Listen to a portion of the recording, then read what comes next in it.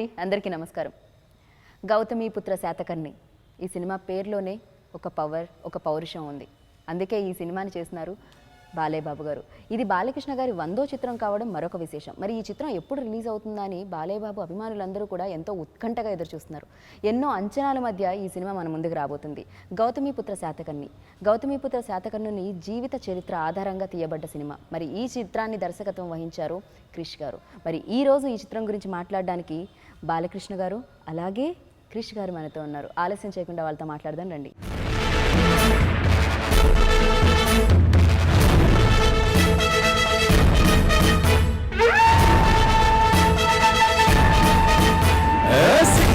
లంఘించను బాలుడు పేరు శాతకర్ణి, సవారి చేసను పేరు శాతకర్ణి. నమస్తే అండి. నమస్తే అండి. మేము చాలా హ్యాపీగా ఉన్నాం. ఫస్ట్ ఆఫ్ ఆల్ కంగ్రాచులేషన్స్ అండి. ఎందుకంటే సూపర్ డూపర్ హిట్ అయిపోయింది ఆల్రెడీ. ఎందుకంటే మా ముందుకి సినిమా రాకపోయినా మాకు అర్థమైపోయింది ఇది సూపర్ డూపర్ హిట్ అని. So thank you so much. First of all thank you so much అండి మీకు. ఎందుకంటే మేము బాబు గారిని ఎలా అయితే చూడాలనుకుంటున్నామో అలా చూపించారు. మాకు గౌతమిపుత్ర శాతకర్ణి ఎలా ఉంటారో తెలియదు, కానీ ఉంటే ఇలానే ఉంటారు అని అనిపించింది నాకు. So thank you so much. First of all చెప్పండి, అసలు ఈ ఆలోచన రావడం ఎక్కడి నుంచి వచ్చింది క్రిష్ గారు? ఇది అది ఒకసారి నేను వెనక్కి వెళ్తే నాకు గూస్ బంప్స్ వచ్చినాయండి. మీరు ఫస్ట్ చెప్తున్నప్పుడే ఎలా ఉంటాడో తెలియదు గౌతమిపుత్ర శాతకర్ణి అనేది. ఒక కథ ఆ కథకుని ఎన్నుకుంటుందండి. అంటే చాలా అదృష్టవంతుడు. ఈ కథ ఎవరికైనా ఎన్నుకోవచ్చు, నన్ను ఎన్నుకుంది చెప్పడానికి. ఒక కథానాయకుని కోరుకుంటానండి, ఆయన మాత్రమే ప్లే చేయాలని. రాస్తున్నప్పుడు నాకు ఏ రూపం, నేను మొదటిసారి పెన్ని పేపర్ మీద పెట్టినప్పుడు నా మనసులో వచ్చిన రూపం బాలకృష్ణ గారిని. నేను ఆడియో ఫంక్షన్లో చెప్పాను, ఆ రాజస్వం ఎలా ఉండాలి, ఆయన కదులుతుంటే ఒక అగ్గి కాగడ రగులుతున్నట్టు ఉండాలని చెప్పాను. నిజంగా ఏదో ఇప్పుడు ఇంటర్వ్యూ కోసం లేకపోతే బాలయ్యబాబు పక్కన కూర్చున్నాను చెప్పడం కాదండి. ఐ వాస్ రియల్లీ అంత ఆ ప్యాగనిజంలోకి వెళ్ళి రాయటం జరిగిందండి. మామూలు వీరుడు కాదు ఇతను. It's an extraordinary military genius అన్నమాట అతను. అట్ ద సేమ్ టైం అతనిలో ఒక గౌతమిపుత్ర శాతకర్ణిని ఒక హ్యూమన్ ఫామ్లో ప్రజెంట్ చేయడానికి ట్రై చేశామండి.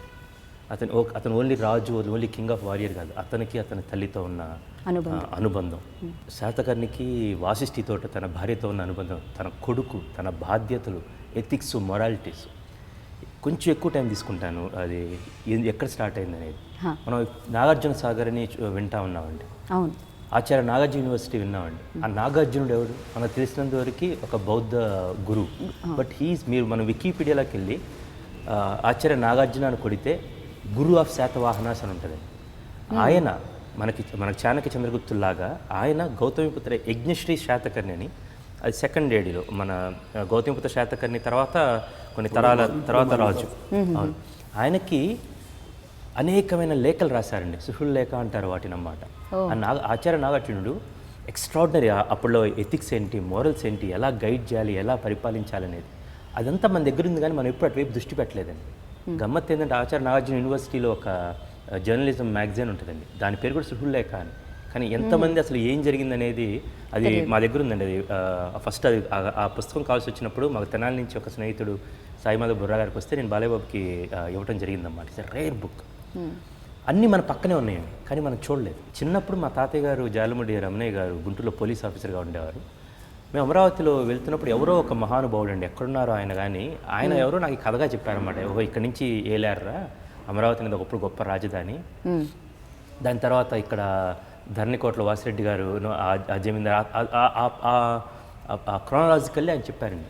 లేలగా తెలుసు, అప్పటికి మీకు లేదు, ఆలోచనే లేదు, కథగా తెలుసు అంతే కథగా. 2011లో స్టార్ట్ అయింది. 11-12లో కృష్ణశాస్త్రి గారు, పరబ్రహ్మ శాస్త్రి గారు వాళ్ళు ఈ నాణ్యాలని ఎస్కవేట్ మన కోటిలింగాల కరీంనగర్లో కొండాపూర్, అవును అక్కడ, అవును సార్, ఇప్పుడు ప్రస్తుత తెలంగాణ మన కరీంనగర్లో ఉందమ్మా. ఆ కాయిన్స్ వచ్చినప్పుడు this the first time I started Satavahana coinage అనేది ఒక చిన్న టైప్ చేస్తే అప్పుడు లాట్ ఆఫ్ ఇన్ఫర్మేషన్ అండి, చాలా ఇన్ఫర్మేషన్ ఉంది. ఇప్పుడు నేను చెప్తే మన ఇంటర్వ్యూ సరిపోదు, ఎందుకంటే సంవత్సరంన్నర ఒక ఐన్స్టీన్ ఒక రిలేటివ్ థియరీని ఎలా అనుకుంటాడు, లేకపోతే ఒక హిస్టారియన్స్ ఎలా అంటాడో కొన్ని వందల ఈక్వేషన్స్ వేసుకొని ఇది రీసెర్చ్ చేసుకొని ఆ కథను రాస్తున్నప్పుడు ప్రతిసారి ఒకే హీరో కదిలేవాడండి. ఈయన కోసం మాత్రమే 100వ చిత్రం కావటం నా అదృష్టము. ఇది ఇట్స్ గాడ్స్ బ్లెస్సింగ్ బేసికల్లీ. ఆయన గనక ఈ సినిమా గౌతమిపుత్ర శాతకర్ణిని తర్వాత చేద్దామంటే ఆ తర్వాత 5 ఏళ్ళైనా 10 ఏళ్ళైనా 20 ఏళ్ళైనా నాగేవాడిని. ఆయన చేసిన రోజు చేసి ఉండేవాడిని. There is no other man who can do that actually. ఈ సినిమా రిలీజ్ అయిన తర్వాత మీకు చెప్తారు. విశ్రాంతి లేదు, విరామం లేదు.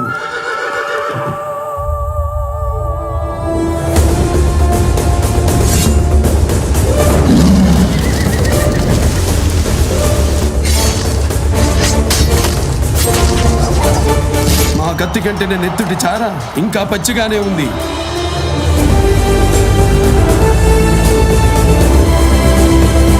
సమయం లేదు మిత్రమా, శరణమా రణమా. ఈ కథ నాన్నగారు కూడా చేద్దాం అనుకున్నారు అట. ఆ విషయం మీకు ముందు తెలియదని నేను విన్నాను, ఆ తర్వాత తెలిసింది. అసలు ఏమిటండి ఈ కోఇన్సిడెన్స్? అంతా కాకతాళీయంగా యాదృచ్ఛికంగా జరిగింది ఇదంతా. నేను కూడా ఇక 100వ సినిమా ఎటువంటి సినిమా చేయాలి అన్న ఒక క్లిష్ట పరిస్థితుల్లో ఉన్నప్పుడు, సతమతం అవుతున్నప్పుడు, నాలో నేను ఒక కాన్ఫ్లిక్ట్ జరుగుతున్నప్పుడు, అంతర్యుద్ధం జరుగుతున్నప్పుడు ఎన్నో కథలు వినడం జరిగినాయి. కొన్ని నచ్చలేదు, కొన్ని ఏమో నా 100వ చిత్రం స్థాయికి అనిపించలేదు. సరే, ఒక్క కథ నేనే అనుకుని ఏదో చేసుకుంటున్నాను.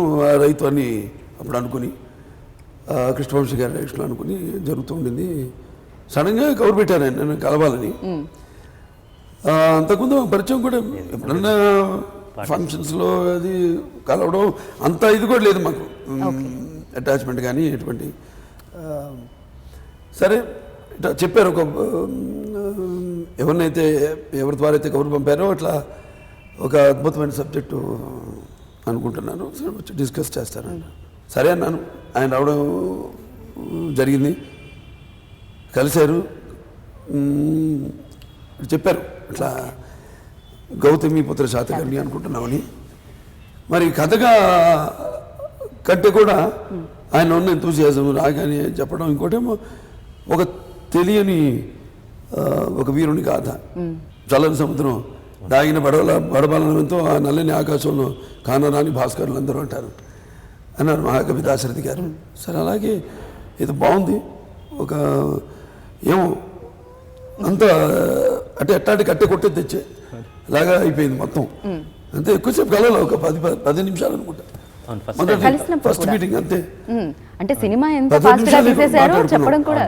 ఎస్, చేస్తున్నాం సినిమా అన్నాను. అంతే అంతే అయిపోయింది.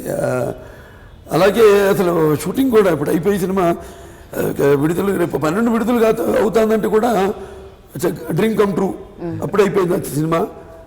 అనగా మొన్నే మేము అంటే మొరొక వెళ్ళినట్టో లేకపోతే జార్జియాలో షూట్ చేసి ఇన్ని లొకేషన్స్లో చేసాం. అలాగే మధ్యప్రదేశ్ మహేశ్వర్లో షూటింగ్ చేసాం. ఆల్మోస్ట్ 4 రోజులు షూటింగ్ చేసాం అక్కడ. రేటు అంతా ఒక కళలాగా అయిపోయింది మొత్తం. సో ఇంత తొందరగా సినిమా, ఇంత పెద్ద చిత్రం ఇంత తొందరగా అవ్వడం. అండ్ ఏదైతే నాకు తెలియదు ముందు ఈ చిత్రం నాన్నగారు చేయాలనుకున్నాను.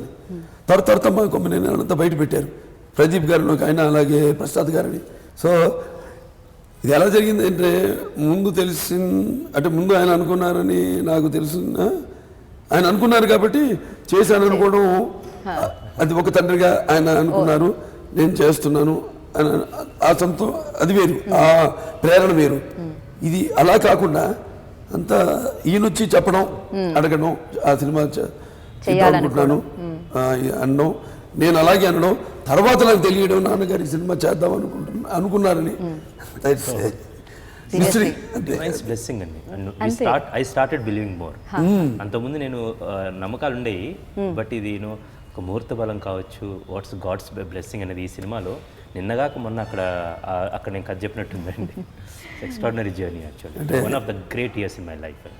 అంటే అంటారు పరహితము చేయవాడేవాడు పరహితముడగు భూత పంచకముకున్, పరహితమే పరమ ధర్మము, పరహితములకు ఎదురు లేదు సర్వేందు ముఖ్య అని. అలాగే అన్నీ మొత్తం ఈ సినిమాకి ఒకటి కాదు, పరహితము సేవినప్పుడు పరహితముడకు భూత పంచకముకున్. భూత అంటే పంచభూతాలని, అలాగే అందరు బ్లెస్సింగ్స్, పంచభూతాలు అయితే, అష్టదిక్కులు అయితేనేమి, శాతకర్ణి అయితేనేమి, గౌతమి బాలశ్రీ గారు అయితేనేమి, వాళ్ళందరూ కూడా వాళ్ళు ఎందుకంటే చారిత్రాత్మకంగా వాళ్ళ గురించి మనకు తెలిసింది చాలా తక్కువ.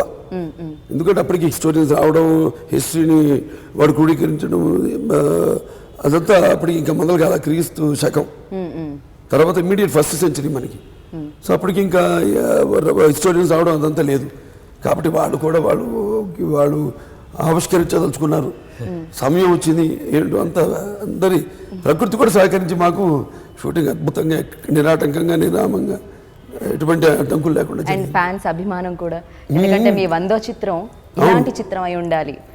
ఎందుకంటే నేను ఎప్పుడు అంటాను, ఇవాళ నేను ఒక యువరత్నంగా పిలువబడుతున్నా, లేకపోతే ఒక నరసింహంగా పిలువబడుతున్నా, అదంతా మా అమ్మగారి ఆశల చలువ, మా నాన్నగారి ఆశీస్సుల చలువ, నా అభిమానుల చలువ అని ఇప్పుడు అంటుంటాను. ఇప్పటికి ఉనికి నిలుపుకున్నాం, ఇక ఉనికి చాటుకుందాం. నూతన నిర్మాణమైన భారత రాజ్యాన్ని పరదేశం నేతృత్వంతో ప్రక్షాళన చేద్దాం. దొరికిన వాడిని తురుముదాం, దొరకని వాడిని తరుముదాం. ఏది ఏమైనా దేశం మేసం తిప్పుదాం.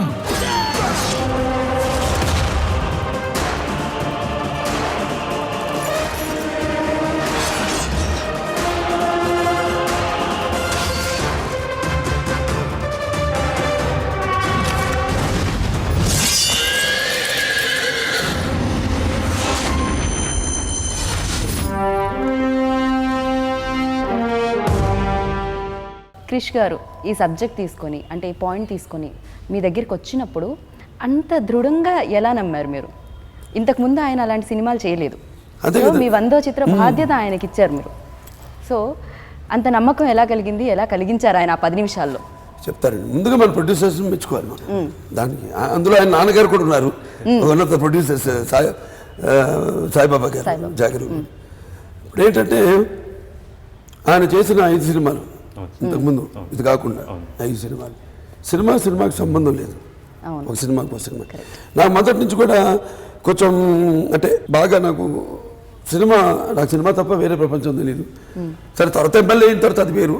బట్ మాకు ఎప్పుడు నేను నిద్రపోతున్న కలగా నేను సినిమా గురించే, నేను ఇంట్లో ఉన్నా కూడా ఎప్పుడైనా మంచి సినిమాలు చూడటం. అలాగే నాకు స్టీఫెన్ స్పీల్బర్గ్ ఒకడు మా ఫేవరెట్ డైరెక్టర్. అంటే సినిమా సంబంధం లేకుండా ఒక కామెడీ తీశాడు, ఫిక్షన్ తీశాడు, జురాసిక్ పార్క్ అని తీశాడు, ఈటీఎన్ తీశాడు, అలాగే అదేది వరల్డ్ వార్ 2 ఫిల్మ్ ఇటువంటి షిండ్లర్స్ లిస్ట్ దానికి. అలా ఒక్కొక్క సినిమాకి సంబంధం లేకుండా ఎన్నో సినిమాలు చేయడం జరిగింది. ఆయన కూడా అలాగే ఒక సినిమాకి సంబంధం లేకుండా చేయడం. నేను నిజంగా చెప్పాలి, నేను అన్ని సినిమాలు చూడలేదు. ఒక ఆశ కంచె దానికి ముందు వేదం అతడు చూడటం జరిగింది. సరే ఆయన వచ్చి ఏమో అందులో తప్పనుంది. ఇప్పుడు ఇన్ని సినిమాలు ఒకదానికొకటి సంబంధం లేకుండా ఆయన ఇన్ని సినిమాలు చేశారు. మరి వాళ్ళ ఒక ధైర్యం చేసి తీసే ఒక డైరెక్టరు ఈ సినిమాకి ముఖ్యంగా తెలియని కదా, నేను చెప్పే ఇంతకుముందు ఎవరికి తెలియని కదా. ఇంకోటేమో ఒక డిఫరెంట్ నిర్మాతలు ఉన్నారు. ఆరంభింపరు నీచమానులు విజ్ఞాస సంత్రస్తులై ఆరంభించి పరిచయించురు విజ్ఞాపతులై మధ్యములు ధీరులు విఘ్న నిహన్యమానులగుచు ధృత్తం సోదాతులై అని ఒక పద్యం ఉంటుంది. దాంట్లో ఏంటంటే జనరల్గా దాని అర్థం ఏంటంటే కొంతమంది ముందుగానే మనకెందుకు ఆ పని, అది చాలా కష్టంతో కూడుకున్న పని, అది మనకు ఎన్నో అడ్డంకులు వస్తాయి అని తప్పించుకుంటాను అసలు ప్రారంభించకుండానే. అలా కాకుండా కొంతమంది ఏంటంటే అడుగు పెట్టాక రుచి చూశాక దాంట్లో ఉండగా పనులు ఉండగానే కొంచెం అడ్డంకులు రావడం, దానికి భయపడి మనకి అటు జారుకోవడం సంభవిస్తుంది. అలా కాకుండా ఒక సంకల్పంతో, ఒక ఆత్మవిశ్వాసంతో ముందుకు వచ్చిన నిర్మాతల్ని ముందుగా నేను అభినందిస్తున్నాను. సో తర్వాత ఇక ఆయన వచ్చి చెప్పిన, అంటే నాకు ఎప్పుడు ఎవరు చెప్పినా కూడా ఎంత తక్కువ చెప్పి టు ద పాయింట్, ఏమి సో ఎటువంటి నేను ఓపెన్గా ఆయనలో ఉన్న ఒక ఆవేశం, ఆయన అది మెయిన్గా నాకు దానికి నేను ఆకర్షితుడయ్యాను.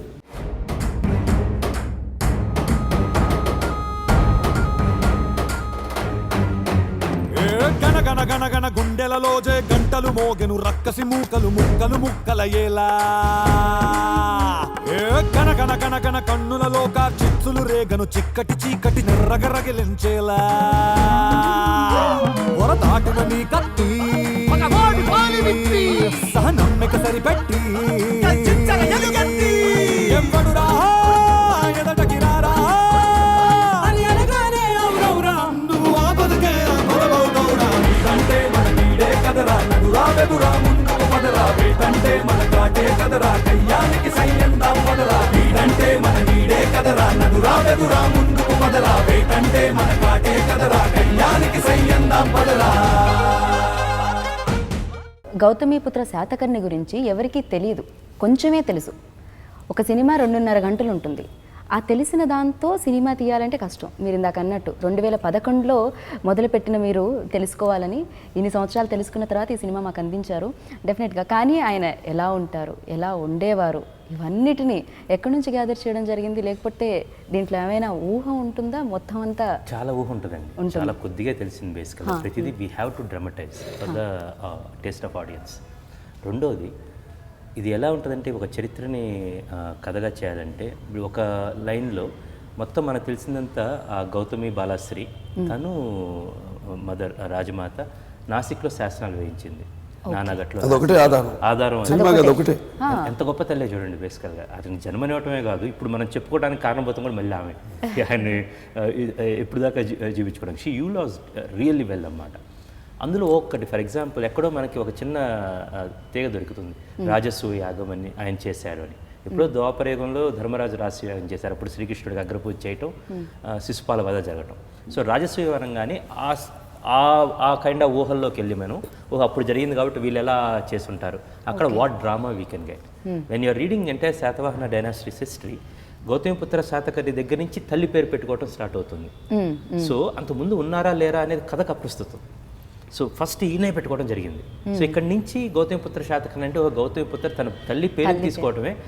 ఎవరికి తల్లి పేరు పెట్టుకున్నారంటే అది documentary. How you dramatise that? తల్లి పేరుని తీసుకోవాల్సిన పరిస్థితులు ఏంటి, ఎలా తీసుకున్నారు, ఆయన ఏ పరిస్థితుల్లో తీసుకున్నారు. సో మాకు ఒక చిన్న లైన్ దొరికింది. ఫర్ ఎగ్జాంపుల్ నేను రీసెర్చ్ చేస్తుని చెప్తున్నానండి, మన ఇన్ఫర్మేషన్ ఇక్కడ తక్కువ ఉందండి. బట్ వెన్ యూ రియల్లీ నాకు ఆడియో ఫంక్షన్లో కొంచెం నేను ఎక్సైట్ అయ్యండి చివరిలో. ద సోల్ రీజన్ ఈజ్ నాకు నిజంగా బాధ ఇక్కడ నేను రీసెర్చ్లోకి వెళ్తే మనం గూగుల్లో ఎవరు లేరని చాలామంది అంటారండి. But you have to go to Google books. Google బుక్స్లో కొడితే మహారాష్ట్ర స్టేట్ గెజెట్లో దాదాపు 100 పేజీల పైగా స్టేట్ గెజెట్ గురించి ఉందండి. ఎందుకంటే ఇప్పుడు మనకి ఏంటంటే మనకి చరిత్ర గురించి తెలుసుకోవాలంటే కూడా మెడ్రాస్ మీరు ఓరియంటల్ లైబ్రరీ ఉంది. అక్కడ లార్డ్ మెకెన్జీ అతనే మన వాళ్ళకంటే కూడా ఎక్కువ ఆయన సేకరించిన ఇన్ఫర్మేషన్, ఈ శాసనాలు ఏంటి అయ్యేంటి ఏంటి ఆయన చాలా రీసెర్చ్ చేసి ఆయన అప్పుడు జరిగిన ఇన్సిడెంట్స్ అన్ని ఒక్కొక్క డిఫరెంట్ డైనాసిటీస్ డిఫరెంట్ కింగ్స్ ఆయన కూడా అక్కడ ఉన్నాయి. మన దగ్గరికి కూడా అక్కడ ఉన్నాయి. వాళ్ళని మైక్రో ఫిల్మ్స్ చేసి వాళ్ళు అక్కడ ప్రిజర్వ్ చేశారు.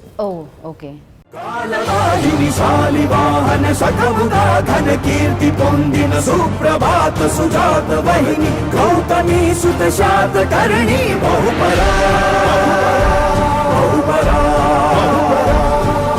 కక్షల కాళ రాత్రిలోన కాంతిక రాజసూయాత్వరమునే జరిపెరా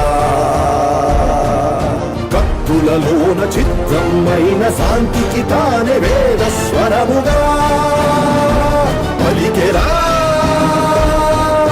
సాహో సార్వభౌమ బహుపరాన్నే కన్న పుణ్యంకన్న ఏది మిన్న కాదనుకున్న జననికి జన్మభూమికి తగిన తనయుని వన్న అన్నల పొందరా కన్న పుణ్యంకన్న ఏది మిన్న కాదనుకున్న జననికి జన్మభూమికి తగిన తనయుని వన్న అన్నల పొందరా. ఫస్ట్ టైం చెప్తున్నప్పుడు ఆయనకి వాయిస్, సార్ ఈ సినిమా మీ వాయిస్ ఓవర్లో స్టార్ట్ అయింది అది చెప్పాలి. Then I was telling this line, మిత్రమా మా కత్తివాదలతో రక్తసిద్ధమైన కుంతల దేశం నుంచి పంపుతున్న లేఖ, ఇది మా స్నేహపూర్వక హెచ్చరిక. 18 విరామం లేదు, విశ్రాంతి లేదు, దండయాత్ర లేదు, సాగుతాని మా కత్తి కంటెన నెత్తుటి చార ఇంకా పచ్చిగానే ఉంది అంటే డైలాగ్. దండయాత్రుడు ప్రయాణిస్తూనే ఉన్నాను. దండయాత్రుడు 33 రాజ్యాలకి 32 గెలిచాడు, ఒకటి మిగిలింది క్షారాట మహాపానుడు సౌరాష్ట్ర, ఒకటి మిగిలింది. సో వారిని మోపుతాడు, అయిపోయింది. మొత్తం దండయాత్రుడు ప్రయాణిస్తూనే ఉన్నాను, ఇక మిగిలింది నీది ఒక్కటే రాజ్యం. సో మర్యాదకు లొంగిపోతావా లేకపోతే శరణమా రణమా? ఒక్కసారి ప్లీజ్, ఒక్కసారి శరణమా రణమా ఒక్కసారి ప్లీజ్. అందుకని ఆ రోజు నేను చెప్తా ఉన్నప్పుడు కత్తివాద రక్తసిద్ధం అది మాట్లాడుతున్నప్పుడు టిల్ శర్మర్ అన్నమాట సినిమాను for all the Balayya Babu అభిమానులకు చెప్తున్నాను. ఫస్ట్ ఆయన గొంతు వినబడుతుంది, dialogues what kind of dialogues actually. And then అతను ఆయన ఆ శాతకం వచ్చే ముందు అన్నమాట we have to built it up basically. ఒక ఆయన్ని ఎలాగైతే చూడాలనుకుంటారో అంతవరంగా మేము ఆ డిజైన్ చేసుకోవడం జరిగింది. అది చెప్తున్నప్పుడు మా కత్తి కంటే నెత్తుడిచారి ఇంకా పచ్చిగానే ఉంది. ఆయన గుర్తుందో లేదో మరి నేను చెప్తా ఉన్నప్పుడు దెన్ ఆయన చెయ్యి ఆటోమేటిక్ వెళ్తా ఉంది మా కత్తి కంటే నెత్తుడిచారి ఇలా పచ్చిగానే ఉంది అంటే ఒక డ్రాప్ ఇలా పడుతుంది ఏదో చెప్తా ఉన్నాను అనమాట. తీసింది అది ఆయన చెయ్యి ఇట్లా వెళ్తా ఉంది, నేను చూశాను, అప్పుడు అర్థమైపోయింది అన్నమాట. ఫస్ట్ 5 minutes ఉంటుంది అన్నమాట టెల్లింగ్. 99 సినిమాలు అక్కడ ఆయన కట్ చెబుతున్నాడు ఇట్లా లింగ్ వచ్చేసామాట ఇది చేస్తాను sir. Then I got his attention అప్పటి నుంచి. దెన్ యాజ్ ఐ ప్రోగ్రెస్ ఆ నేరేట్ చేసే టైంకి అయిపోయిన తర్వాత వాళ్ళు చాలా బాగుంది చేద్దాం చెప్పినప్పుడు నేను ఆయనకు ఒకే మాట చెప్పాను వెళ్తూ అన్నమాట, సార్ థ్యాంక్ యూ ఫర్ మీరు ఎప్పుడైనా చేస్తారు ఇంకా అంటే చెప్తానని చెప్పారు. మరుసటి రోజు లెస్ దాన్ సమ్ 12 మళ్ళీ 12-14 hours సినిమా చేస్తున్నాం, గెట్ రెడీ అన్నమాట, కమ్ అండ్ మీట్.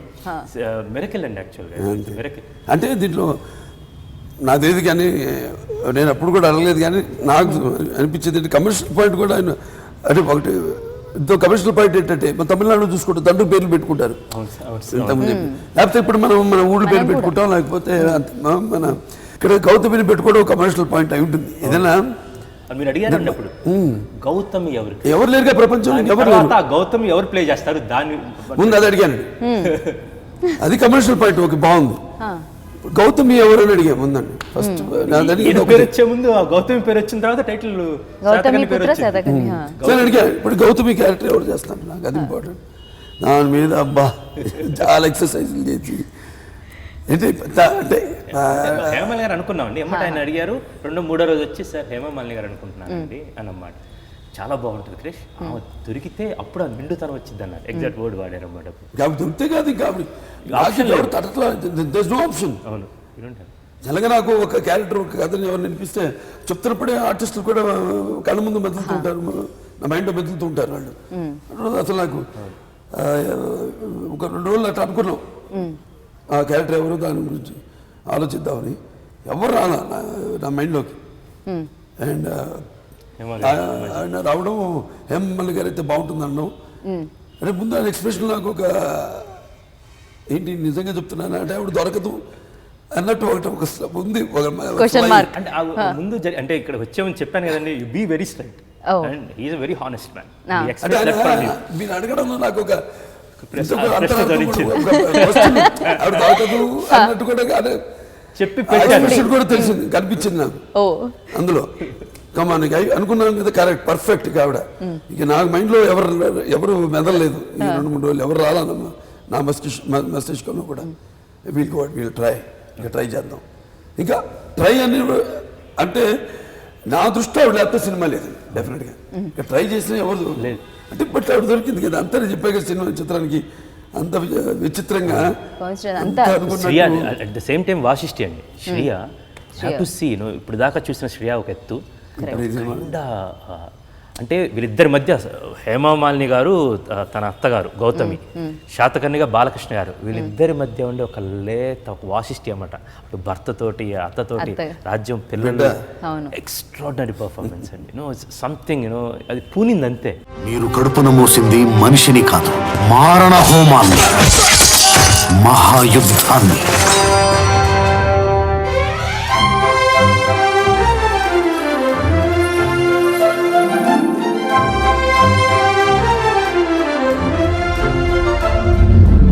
బిడ్డ కడుపున పడ్డప్పుడు యుద్ధానికి వెళ్ళారు, ఇప్పుడు సరాసరి ఇంకో బిడ్డని యుద్ధానికే తీసుకెళ్తున్నారు.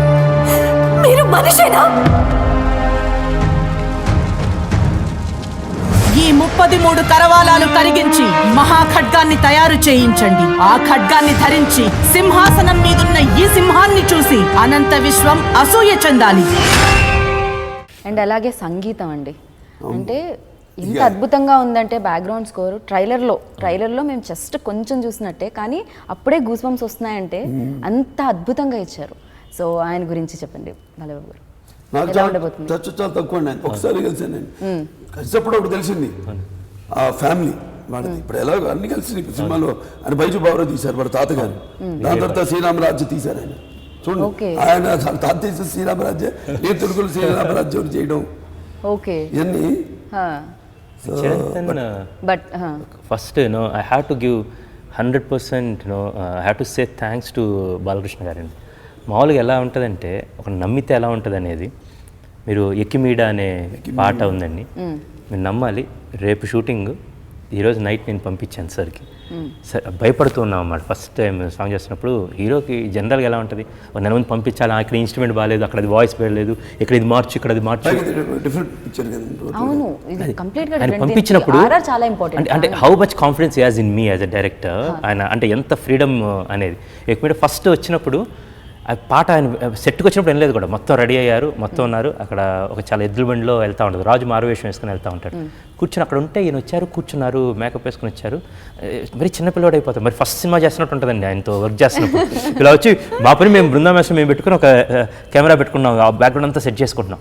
ఆ బాలయ్య గారు వచ్చారు, we can't make him wait long, base energy everything we have to capture it on screen. Sir ఒక్కసారి మనం విందాం సాంగ్ అని చెప్పి సాంగ్ వేస్తా ఉన్నాం, పరిగెత్తుకుని ఆయన అసిస్టెంట్ వచ్చారు, సార్ సాంగ్ కట్ చేద్దన్నారు సార్ వింటారంట. అంటే ఆ షార్ట్ ఎడిపోయింతో అది ప్లే నగరాలు ప్లే అంతే కదా. చేస్తారు కదా, కంటిన్యూ చేసేమన్నా సాంగ్. అంటే వెళ్ళి నేను మొత్తం పాట అయిపోయిన తర్వాత నేను కొంచెం కంగారు పడ్డాను. అమ్మాయి is great, that big star, super star. ఆయన వెళ్ళి ఇంత సెట్లోకి వచ్చి పాట అంటాం ఏంటండి బేసికల్గా వెళ్ళాను. ఎందుకంటే నా తప్పు, నేను చాలా లేట్గా రాత్రి పంపించాను.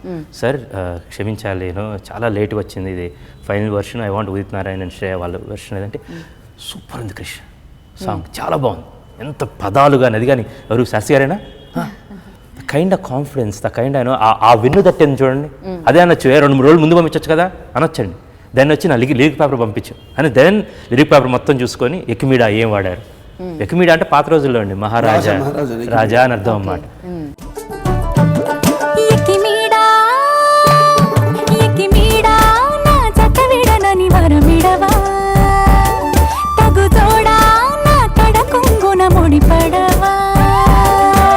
సుకుమారి నీ సొగసు సిరులు నన్ను నిలువెల్లా పెన వేసుకుని, మహారాజు నన్ను మరిపించే నీ మహత్తులో పడి బందీ నయ్యానే, ఇటల్తానే.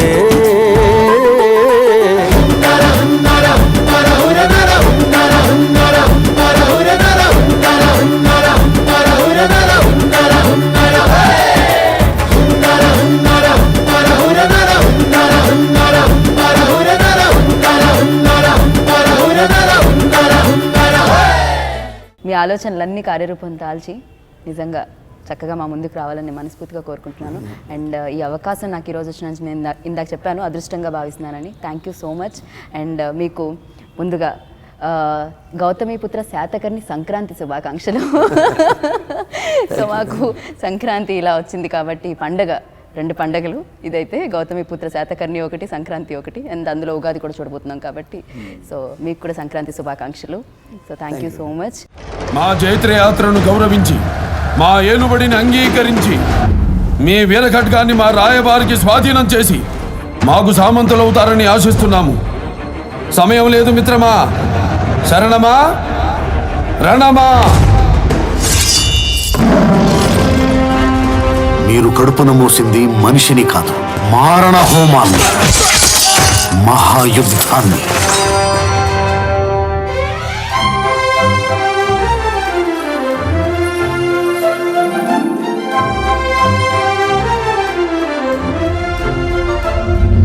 ఒక బిడ్డ కడుపున పడ్డప్పుడు యుద్ధానికి వెళ్ళారు, ఇప్పుడు సరాసరి ఇంకో బిడ్డని యుద్ధానికే తీసుకెళ్తున్నారు.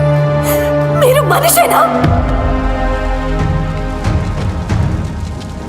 ఈ 33 కరవాలాలు కరిగించి మహాఖడ్గాన్ని తయారు చేయించండి. ఆ ఖడ్గాన్ని ధరించి సింహాసనం మీదున్న ఈ సింహాన్ని చూసి అనంత విశ్వం అసూయ చెందాలి.